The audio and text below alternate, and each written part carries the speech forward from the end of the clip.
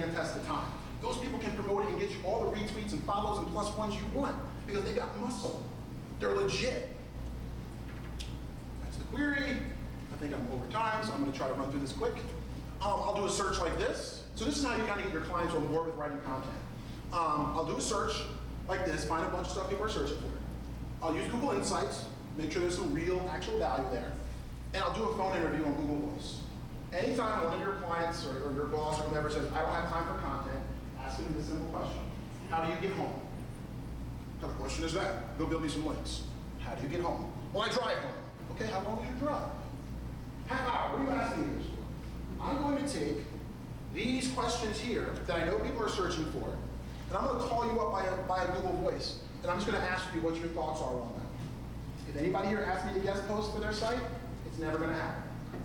You ask me to give you a call and record it on Google Voice and transcribe it, I got time to talk to you. I can talk to you in 5 minutes and give you something that would take me an hour a night. So if people are really busy, but they are your thought leaders in the space, call them up on Google Voice, press forward. It will tell them that you are recording the call. It will tell you that you're recording. Press forward, easy. It's 1, 2, 3 seconds. Okay, right? 3 seconds. The Google suggests, I mean seriously, that's 10 seconds, maybe another 30 seconds to drop it in the insights, calling up on the phone, okay, you see where I'm going with this. This is easy. You guys should be doing this stuff if you need to create quality content and not crap. Call them up. And then after you're done calling them up, are you going to sit there and transcribe it all? No. You pay SpeechPad. And if you've planned your link building out right, you use a 3 to 5 business day option. $1 per minute. $1 per minute. You do a 10-minute call with a thought leader. You will come out of that typically, 10 minutes is too short. I would say if I talk to somebody for a half hour, I typically come out with 6 to 8 blog posts, half hour. Then I get it transcribed, and then I tidy it up to make sure it reads well for a blog, pull it out and make it make sense, make your subheads. It's a little bit more time, and then you give it back to them. And the beauty is they can't say they don't like it. Why? Because it's their words. Instant approval. Done. Oh, you need this approval. They're all my own words, right? Yeah, they're your own words. Done. Now you got the content you need, and you got high quality content. You didn't send it to some crappy place in Bangladesh to have somebody write it. You're adding value to the web. Try that, right?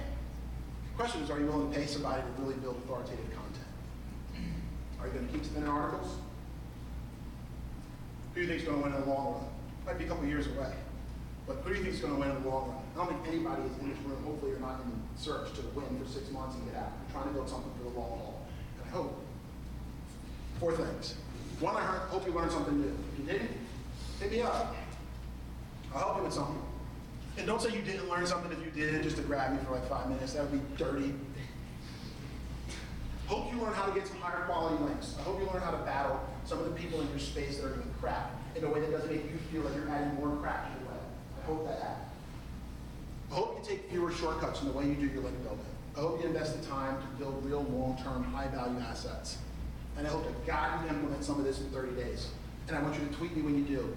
I hope to show you guys things that aren't that difficult and aren't that hard, that are sitting right under your nose that you can do starting tomorrow.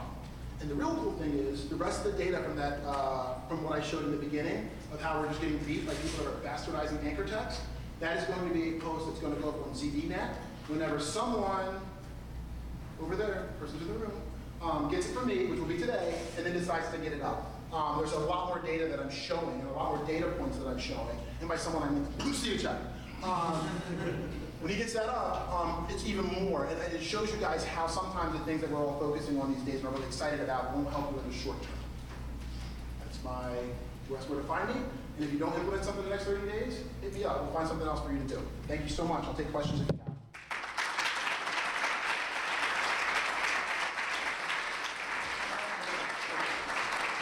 Questions quick, because I don't know when my flight is. I think it's significantly later, so we need to talk.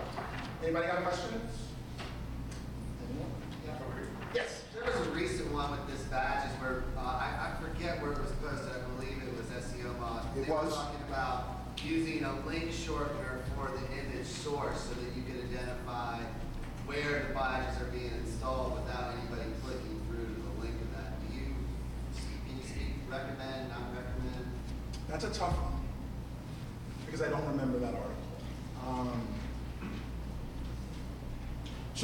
Well, tell me what your goal is. What are you trying to do? See who installs the badges. Use the Google search.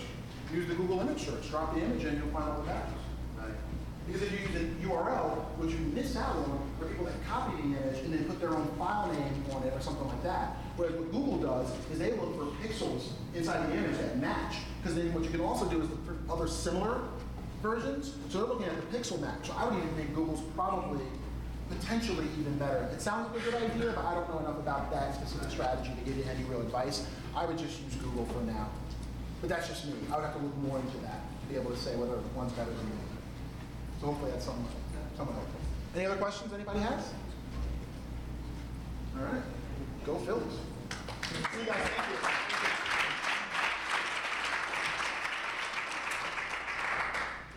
Wow. Everybody's head about to explode? After 3 days, I think we covered it all. PPC, social, SEO, and big thanks to all of our speakers over the past 3 days. Couldn't have happened without the following people, and you got to pat them on the back. Robert Enriquez, Brian Bowers, Brian McDowell, Les Porter, Roy Morgeron, Tyler Ford, and most of all, Mr. Search Exchange himself, Keith Schilling. Would you please come up? Keith Schilling.